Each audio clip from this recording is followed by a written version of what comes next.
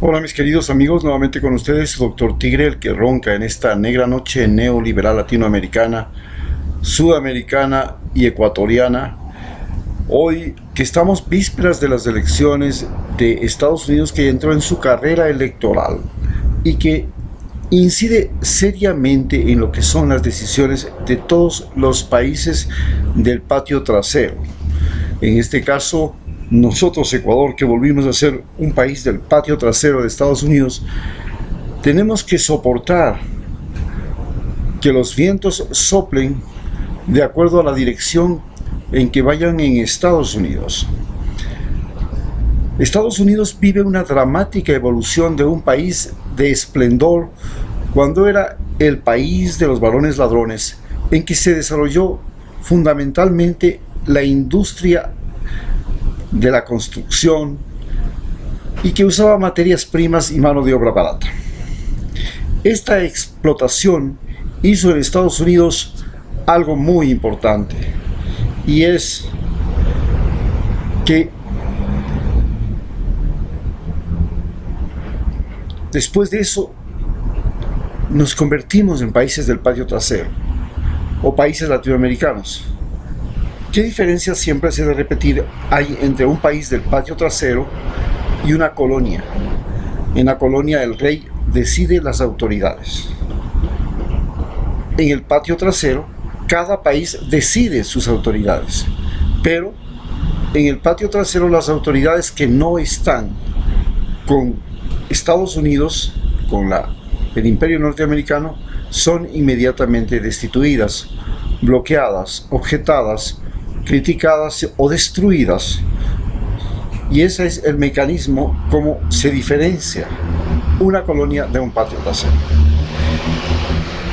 Cuando empezó, las compañías tabacoleras, petroleras, mineras, de productos agrícolas, pesticidas, fármacos, transgénicos o armas, que fundamentaban sus decomunales riquezas en explotación, gobierno y manipulación de los países y gobiernos, usando la guerra, y entre ellos también las intervenciones militares, y todo cuanto estaba a su alcance para someter a su propia gente e inclusive a todos los habitantes de la tierra.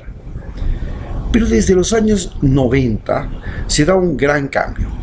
Aparecen los multibillonarios de la industria, especialmente del cine, la informática, la televisión satelital, la venta de patentes y franquicias como McDonald's, Coca-Cola, KFC, Walmart, Amazon, Uber, en que la riqueza proviene de la propiedad intelectual más que de la propiedad de la tierra, la explotación laboral, agrícola, pesquera o minera. Entonces Estados Unidos y los países desarrollados entran en una etapa en la que se denomina desindustrialización. En tanto, otros países poseedores de abundante mano de obra barata, que pasó de ser mano de obra barata no calificada a mano de obra barata calificada, gracias a los procesos de educación como China, el sudeste asiático, absorben industrias productoras de bienes tangibles. Estados Unidos, en cambio, desarrolla la industria y la expansión de los llamados bienes intangibles o inteligentes. Esto lleva a que el colosal imperio norteamericano progresivamente deje de ser un explotador de mano de obra barata y sea un consumidor o la meca de la mano de obra calificada, un imán para seres humanos más inteligentes y para los buscadores de mejores salarios del mundo. Los robots, los migrantes, llenan las vacantes de la industria en los países desarrollados que no logran migrar a países que tienen materias primas, energía, mano de obra más baratos. Lo que pasa es que cuando otros países pueden copiar su tecnología, de inmediato se convierten en competidores aventajados. Esto da origen a una población descontenta y desplazada en Estados Unidos, que son los blancos de clase media, especialmente en el centro del país y lugares donde la industria metalmecánica, la construcción, tuvo su gran apogeo, y se convierten en votantes resentidos y racistas. Estos descontentos fueron los que llevaron a Trump al poder hace 3 años, y no solamente que le llevaron al poder a él, sino que Tanto los representantes como los senadores en el Congreso eran del Partido Conservador.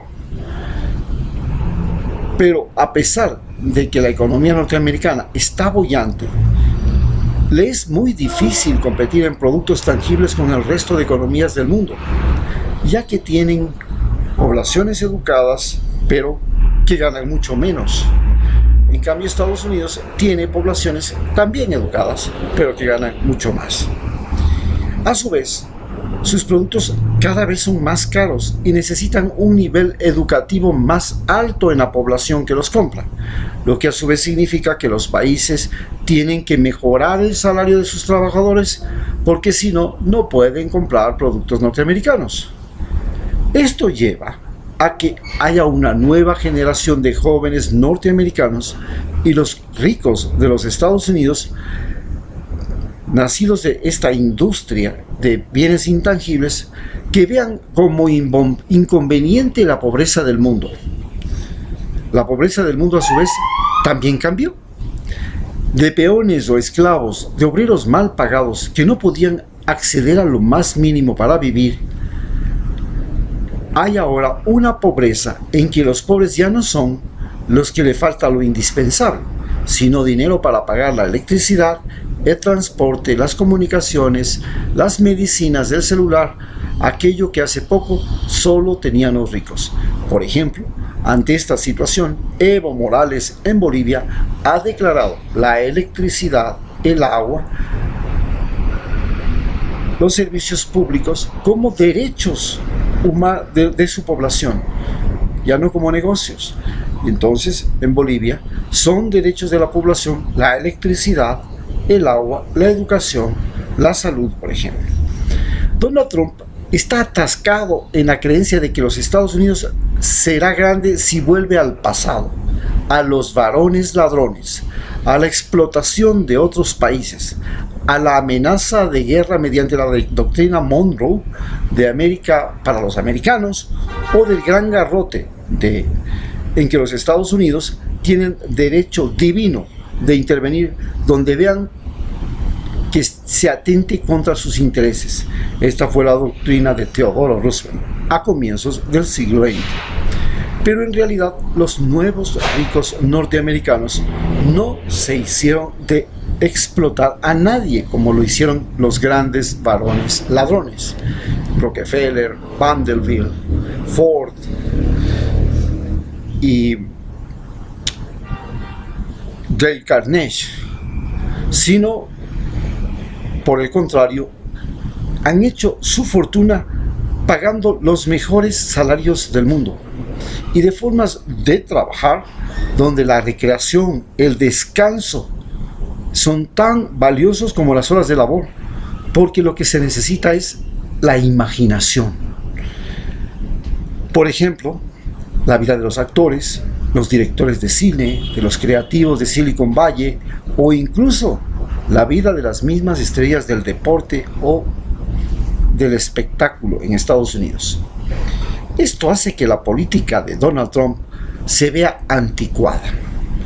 De la época de J.P. Morgan, de Vanderbilt, que como él construían enormes edificios en la primera mitad del siglo XX y creían que su poder provenía de las fuerzas de choque que disuaden a los obreros y sus demandas, o de un ejército que invade países o pone gobiernos cuando estos no son complacientes con las transnacionales norteamericanas o con el señor presidente de los Estados Unidos o sus lacayos impuestos en cada país de su patio trasero.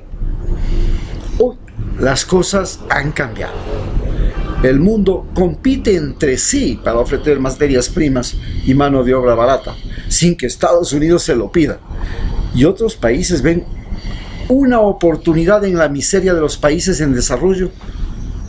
Y cuando los países son abordados por pestes, crisis humanitarias, crisis ambientales, Estados Unidos se vuelve el destino de masas migratorias que no están preparadas para sobrevivir en un país donde la inteligencia es lo más cotizado. No pueden sobrevivir ni en su propio país ni en el país más desarrollado del mundo. En esta situación se abren las puertas a otros candidatos diferentes de Donald Trump en las próximas elecciones de Estados Unidos 2020, que no quieren volver al pasado, que no piensan en América Grande de nuevo, como a comienzos del siglo XIX, del siglo XX, sino que piensan en una América como un actor de cambio de la sociedad global, que se enfrentan al cambio climático, a catástrofes humanitarias, a pestes, a la ignorancia, y que necesitan una población mundial que consuma productos norteamericanos como el cine, la televisión satelital, la internet, la moda, sus softwares, etc. Así pues, un candidato como Bernie Sanders, que propone un Estados Unidos amigo del mundo, de la naturaleza, y no enemigo del Acuerdo de París, un enemigo de la Comisión de Derechos Humanos de las Naciones Unidas, un promotor de carreras armamentistas como lo es Donald Trump, o de bloqueos económicos, de intimidación, utilizando el denominado Big Stick, gran garrote, como eje de su conducta política, hace que Donald Trump se enfrente a la seria posibilidad de perder.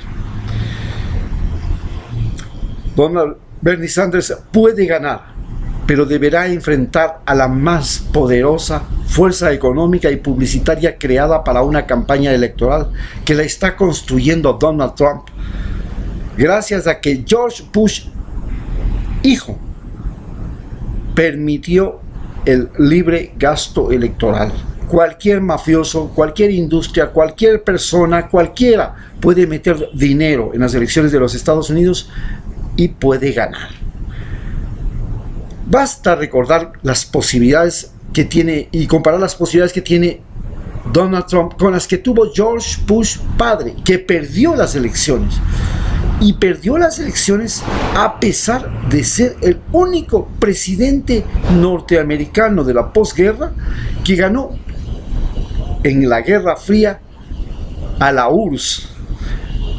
Claro que Reagan fue el que firmó el acuerdo con Gorbachev, pero fue George Bush el que coronó a Yeltsin, el que le dio el beso, el abrazo, el recibimiento, el que volvió y restableció las relaciones amistosas entre Estados Unidos y Rusia bajo el sometimiento de Rusia al Fondo Monetario Internacional, al libre mercado y otras condiciones que determinaban la derrota de la Unión Soviética. Pero además, George Bush padre ganó la primera guerra en Irak y fue la única guerra en que Estados Unidos ha entrado y ha salido victorioso después de la Segunda Guerra Mundial, porque en las otras guerras Estados Unidos ha entrado pero no ha salido victorioso, simplemente no ha sido derrotado, pero no ha salido victorioso. Hablemos de la guerra de Corea, Afganistán, la Segunda Guerra de Irak, la guerra de Siria, la guerra de Libia, la guerra en Somalia, actualmente la guerra de Yemen, y salió perdiendo en la guerra de Vietnam. Pero con George Bush padre, en 100 horas, Irak fue derrotado. A pesar de eso, de haber conseguido coronar a Yeltsin y prácticamente aniquilar a la Unión Soviética el 3 de diciembre de 1991, porque apareció la Comunidad de Estados Independientes y desapareció la Unión Soviética, y de haber ganado la guerra de Irak con un desfile triunfal impresionante, perdió las elecciones frente a Bill Clinton. ¿Cómo fue posible eso? De la misma forma que es posible que Donald Trump pierda estas elecciones. Tiene la economía más boyante del mundo en este momento. Tiene una presencia militar que supera lo imaginable, con 600 bases militares en el mundo. Ha desarrollado una carrera armamentista impresionante, pero se enfrenta a China, Rusia, Venezuela, Cuba, Irán, Corea, que tienen una conducta de resistencia que ha ido mermando, y a su peor error. ¿Cuál es el peor error de Donald Trump? Haber reconocido a Guaidó como presidente. ¿Por qué es el peor error? Porque crea un precedente en el mundo mediante el cual cualquier individuo que tenga la venia de Estados Unidos puede declararse presidente sin necesidad de elecciones, de respaldo popular, de congresos, de nadie, ni de ejército siquiera. Solamente basta con que Estados Unidos le diga: vea, véngase acá, usted el día de mañana se va a declarar presidente, se va a parar en una plaza y se declara presidente, nosotros lo reconocemos ya.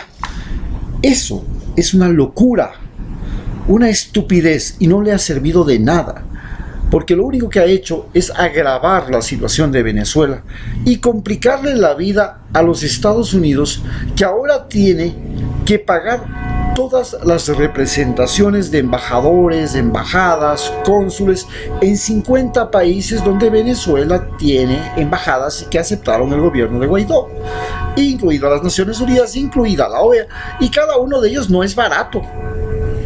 Por supuesto que para hacer eso ha incautado los bienes, que es un verdadero robo a Venezuela, y de manera incorrecta se apropia de esos bienes para él distribuir y pagar a estos funcionarios públicos. Este grave error es el que va a determinar la derrota de Donald Trump en las próximas elecciones, y va a determinar la victoria muy probable de Bernie Sanders. Para evitar que Estados Unidos no termine enfrentándose al mundo, porque el haberse separado del Tratado de París contra el cambio climático, el haberse separado de las Naciones Unidas en lo que se refiere a derechos humanos, el haberse separado del Tratado del Pacífico, y el haber impuesto tratados bastante duros y bastante incómodos a sus aliados, ha hecho que Estados Unidos se convierta en un enemigo de todo el planeta Tierra gracias a George Bush. Esa es la razón por la que gracias a Donald Trump, esa es la razón por la que Donald Trump puede perder las próximas elecciones. Y si Donald Trump pierde las próximas elecciones, nuestro presidente Lenín Moreno, que es el títere más manejable que tiene en Sudamérica, se verá en apuros. Muchas gracias.